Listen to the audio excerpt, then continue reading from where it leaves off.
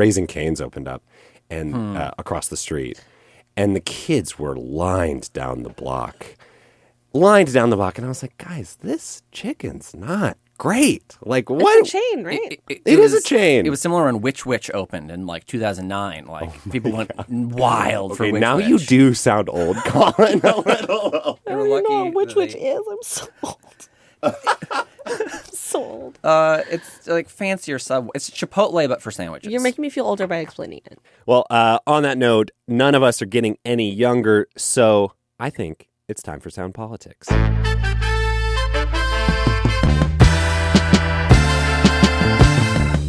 You're listening to Sound Politics. I'm Scott Greenstone. Libby Dankman is out this week, but last week on this pod, we talked about gerrymandering. We also talked about it a couple weeks before that, and honestly, it feels like everyone is talking about it.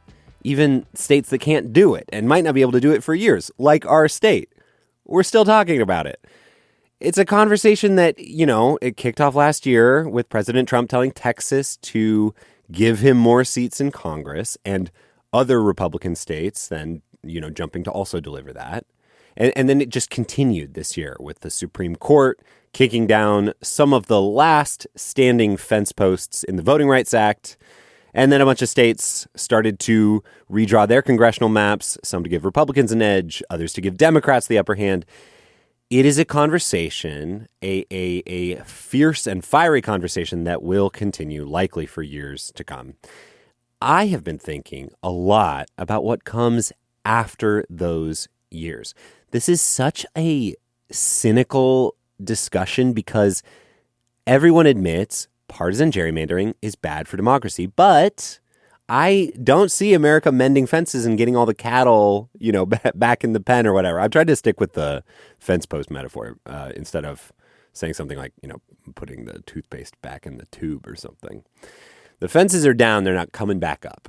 But how we draw our congressional districts and how we group voters together and make them pick representation, that's never been perfect, right? And maybe I'm being too optimistic. I really do hate being cynical. But what if, instead of trying to push the conversation back to how it used to be, trying to rewind to before all this gerrymandering stuff, what if we imagined pushing it forward, remaking an entirely new system of drawing voting districts or how we choose our representatives in those districts? What could a better system be?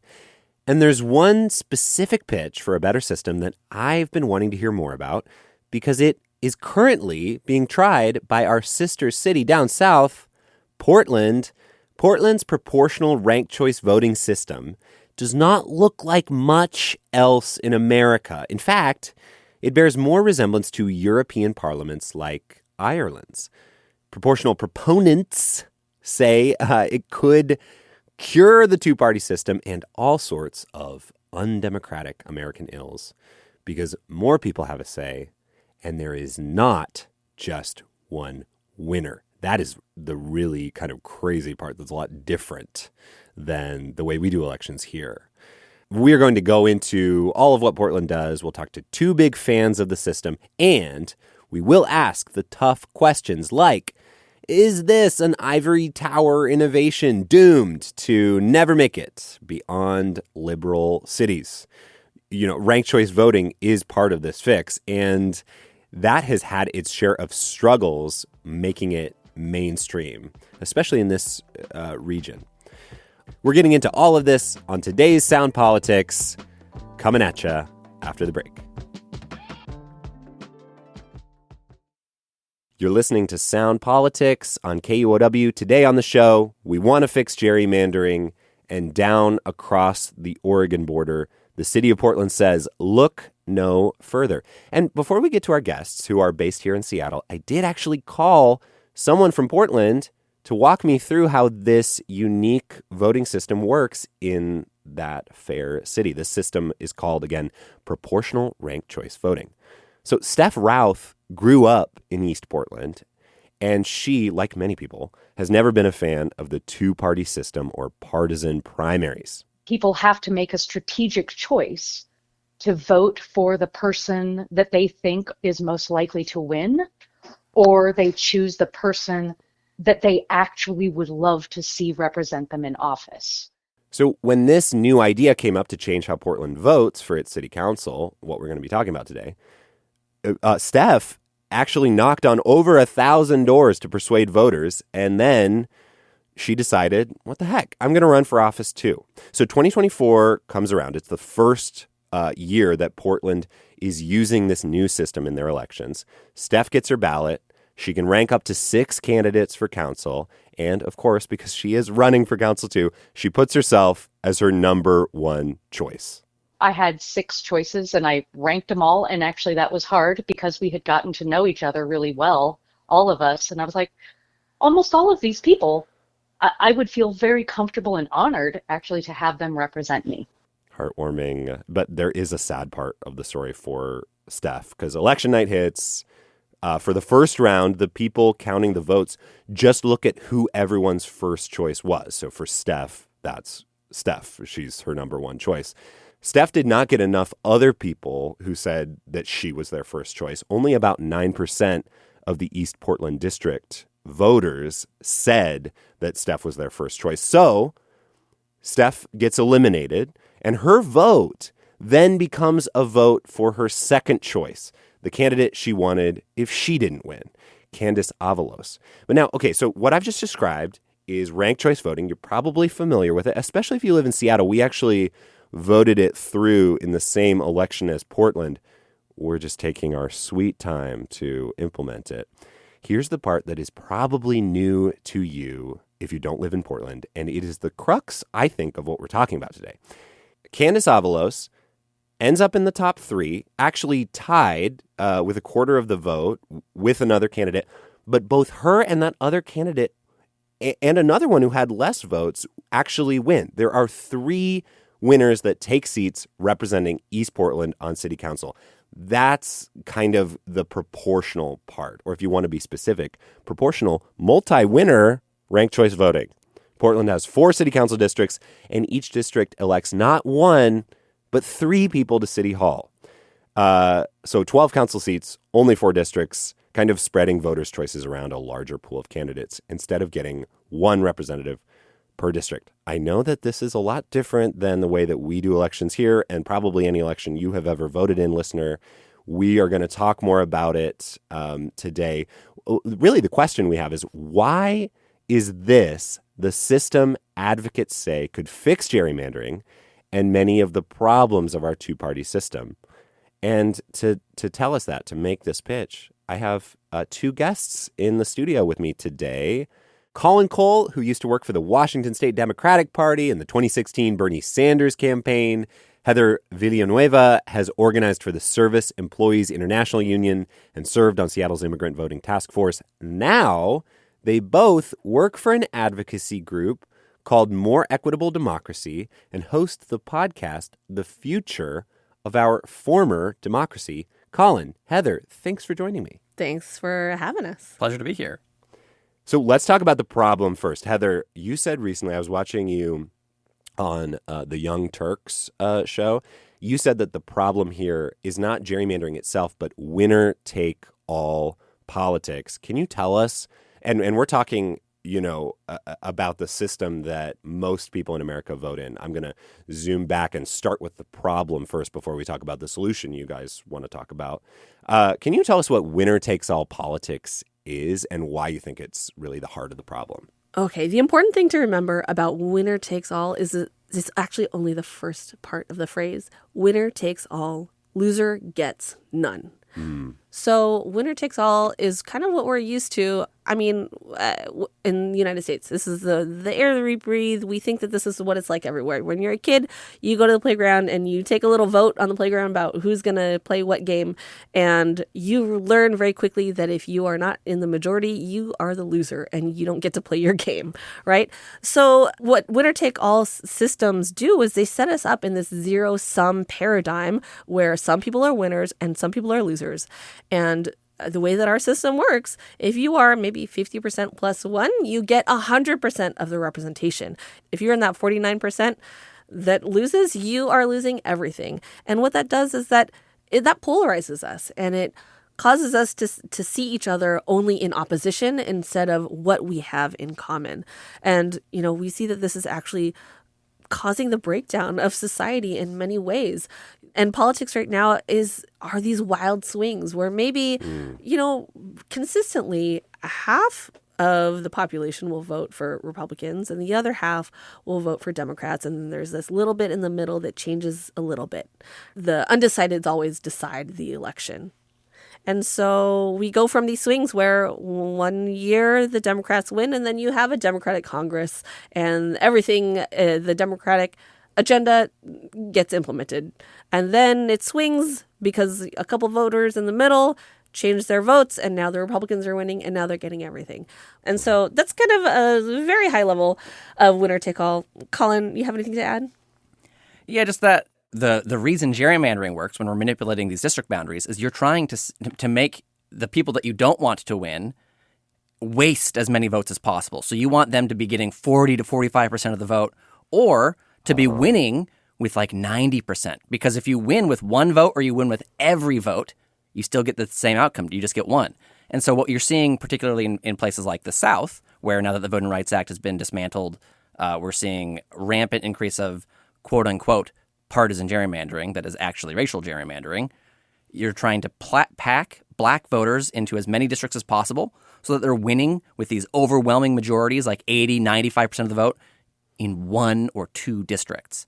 And then right next door, they're losing with 45%, 40%, 38%.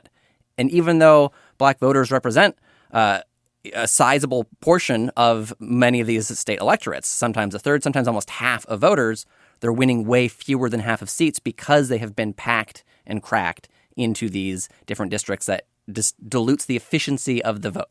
I'm so glad you brought up racial gerrymandering because we started off this episode talking about partisan gerrymandering, but this Portland fix, to bring it to Portland, the Portland fix came about because they were actually trying to or considering trying to racially gerrymander, which up until the Supreme Court's April decision, that was largely understood to be legal. You could carve a majority black congressional district out of a majority white county, for instance, to give those folks a seat in the state legislature or Congress. So Portland was in the process of redrawing its city districts about 5 years ago in the wake of the killing of George Floyd and the protests around the nation. Some groups wanted to tackle this problem that because of how white Portland is and how spread out the city's communities of color are, there is no way for even expert district drawers, district artists, cartographers, I don't know, to draw a majority people of color district. There's just no map where you can give the people of color in Portland a district where they make up more than half. And that was true even if you significantly increased the size of the council, by the way. At the time, Portland had 5 city councilors, and they explored, what if we elected 15? Oh, my gosh. You still could not draw a district that would empower communities of color to elect a candidate. And so out of this conversation, proportional representation was floated as a fix. Colin, can you talk about how this, why was it floated as a fix, and why do proponents say it works to give people more representation, especially people of color, without racially gerrymandering? So the idea of proportional representation is pretty simple, and it's in direct contrast with winner take all.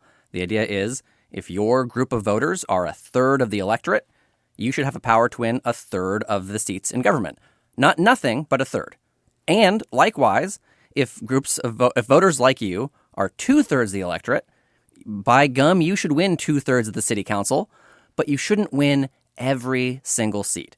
And that introduction of not winning everything or not losing it all, but instead getting something, totally changes the political dynamic of politics. Because, again, the reason gerrymandering works is because if you lose by 1 vote or you lose with no votes, the outcome's the same. Under a proportional system, now losing by less or winning by more actually translates to a different government that better reflects the population. And likewise, you might have a city like Portland where a fourth of the voters, about 30% or so of Portland, are people of color. Mm-hmm. Never enough to win in a winner-take-all election, But if they have the same preferences, if they tend to want the same type of candidate, being a third of the vote now means they can win 1/3 of those seats in city council. A couple questions about this. Why do it this way where there's not one winner of the election, where in Portland, for instance, there are 3 winners? The reason people turn off from politics, they don't vote, they don't testify at a city council meeting, they don't call to say something, is because they think at the end of the day their vote doesn't matter. And there's 2 different ways your vote cannot matter. So you're a Republican in Seattle. You know in advance your candidate will not win. It doesn't matter if they're for county council. It doesn't matter if they're for state legislature. It doesn't matter if it's for Congress. You know they're not going to win. So why bother? Why bother with their voting? They're not going to care what you have to say. It doesn't matter. But likewise, if you're a Democrat in Seattle, depending on the outcome of the primary, what's probably going to happen is there's going to be 2 candidates on the general election ballot, a Democrat and a Republican. You know the Democrat's going to get like 70% of the vote. So why bother? They're going to win anyway. This is what Steph in Portland was talking about when she said people often feel that they need to be strategic with their votes, or that really they might have a candidate that they really like, but just that has no chance of winning. Right. So, and here's where it's important to make a little bit of a distinction, because we're talking about Seattle, we're talking about Portland, we're talking about New York. Here in Seattle, we are looking forward to having ranked ballots so our voters can say that we prefer this person and then that person and then that person if my first choice doesn't win. But ranked ballots don't create proportionality automatically. It's this multi-winner thing that actually makes it possible for then your second and third choice to come into play, for those candidates to actually come into power. And that actually leads perfectly into my next question. Ranked choice voting is already a new thing to explain to some people. It's not hard to explain. I think people get it intrinsically. Steph used the example of, like, if you go to a pizza parlor and you say, I want a piece of cheese pizza, and they say, we're out. You say, okay, can I get a slice of pepperoni? And they say, that'll take 10 minutes. You say, all right, I guess I'll take a veggie. That's your first, second, and third choice. It's pretty simple. But on top of it, you have to explain that there is this system, what you just said, that it's not just ranked choice voting, but there are not 1, but 3 winners. How do you keep people from getting confused? Like, what strategies do you employ in explaining? I'm sure there's some listeners that are probably confused right now. I think at the end of the day, it's what you care about and whether or not you have power to be able to influence whether or not that thing comes true for you. I have 2 kids. I pay so much in childcare. Your average person is struggling with childcare. Why is it that we cannot elect people who care about lowering the cost of childcare and can make a difference in the system? Sure, we can elect maybe 1 or 2 people, but at the end of the day, they don't actually share power with the billionaires, with the folks who historically have all the power. And so when we talk to folks about proportional ranked choice voting, about proportional representation in general, we talk about what things that they care about and what it is that is keeping us from being able to have the power to make the changes that we need to see in our lives. And at the end of the day, if our votes actually mattered, if we were able to elect candidates that actually represented different parts of our communities, not just one part of our community to represent everybody, then maybe we could have nice things. I think the simplest way to explain it, if like you and I were sitting down at a bar, is that RCV, ranked choice voting, ranked choice ballots, that's a mechanic. That's just how do you express your preference. On the current system, you express your preference by ticking a box next to the person that you want to give your vote to. Under RCV, you say who your first choice is, your second, your third. But there's a bunch of different ways to do ranked choice voting. So Portland, Seattle 2027, New York City, Alaska. They all do it differently. Minneapolis. All do different versions of ranked choice voting. The mechanic is the same. You ask voters who your first choice is. If they can't win, who's your second choice, who's your third choice. But what you do with it, essentially what's the electoral system, the way that you translate those votes into election outcomes, that is different in each of those places. And Portland is the only one of all of those places that uses a proportional system, that uses a proportional allocation. And to explain that, it's not a mechanic. You don't need to understand the mechanic. You need to understand the principle. And the principle is, should a fourth of the community get nothing or a fourth of the power? So you got two parts of this equation, right? Ranked choice voting and then multi-winner, not winner takes all. We have seen even just the ranked choice part of this equation can be a hard sell outside of cities like Portland and Seattle. That same election in 2022 where we in Seattle agreed and Portland agreed to try different versions of ranked choice voting. In other parts of Washington State, San Juan County, Clark County, they said, no thank you. And then in 2024, Oregon writ large rejected a statewide measure to switch to ranked choice voting. And Alaska's existing ranked choice system was almost repealed. It survived a repeal effort by only 743 votes. It was really close. It's not like the vote of confidence that you would hope for from a state that loves their ranked choice voting system. And it tells me that obviously it's very divisive. I mean, 20 years ago, people talk about this a lot. Tacoma in Pierce County tried ranked choice voting and then very quickly repealed it. This seems like a lot of losses, maybe more losses than wins. So how do you persuade voters outside of cities to make a change that is a step even further than ranked choice voting? What winner-take-all ranked choice voting does is it makes sure that you don't get a candidate that most voters didn't want. That happens sometimes, but it's really rare. What proportional ranked choice voting does is it makes sure that almost everyone gets a candidate that they do want. And that solves gerrymandering. And gerrymandering, now that's a problem that's salient across the country, not just in cities, but in rural parts of the country as well. The idea being that the people who ended up winning the election, one of those three people was either my first, second, or third choice. Right. That's mostly true in Portland for most of the voters. And there's a phenomenal bit of math. I know we don't like math on this show, but there's a group called the Data and Democracy Lab based out of University of Chicago. They're electoral systems experts. They actually were the expert witnesses in the Yakima County Washington Voting Rights Act lawsuit from a few years ago. Yeah. So they're experts in the math of voting. They went and looked at the Portland elections and wanted to figure out how well it worked. Were people represented? And what they found was that depending on your district, between 75 to 90% of voters ranked as one of their top three candidates, one of the three people who won. So you move from a system to really, really tie this together and hone it in for folks. You move from a system where maybe as many as 49.9% did not choose the winner. You move to a system where potentially as many as 90% at least were like, you know what, I like this guy or woman or non-binary person enough to put them in my top three. That's right. And I will say, I think voters see and feel power.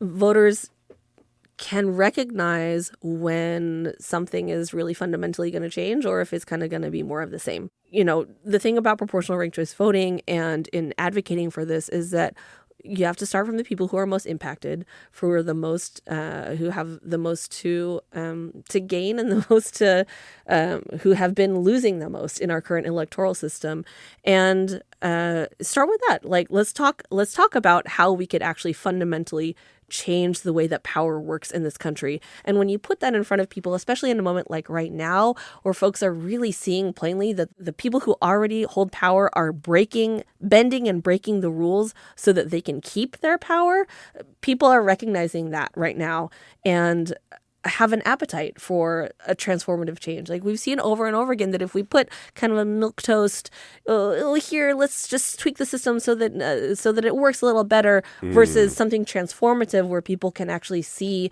how they might get the things that they want, like the childcare, or maybe have their trash picked up on time, or have a representative who will actually listen to them. People choose that more transformative option because folks are actually pretty smart, right? Heather Villanueva is Director of Movement Building for More Equitable Democracy. And Colin Cole is Policy Director also at More Equitable Democracy. They host The Future of Our Former Democracy wherever pods are cast. Thank you both for coming in today. Thanks for having us. It was a real pleasure. That's it for Sound Politics this week. I'm Scott Greenstone. Our editor is Kat Smith. Our producer is Hans Anderson. And this show is only possible because of your support. Please consider a donation at KUOW.org/politics. When you use that link, KUOW.org/politics, it's like a vote for us. Essentially a tag on your donation that it's like, I'm giving specifically because I like this thing, Sound Politics. It's not a proportional representation vote, but, you know, we feel like winners when you do that. We're winners and we're taking it all. It's a winner-take-all donation, and I'm going to say goodbye. That's going to be the end. Please donate, KUOW.org/politics. Thanks, and see you next week.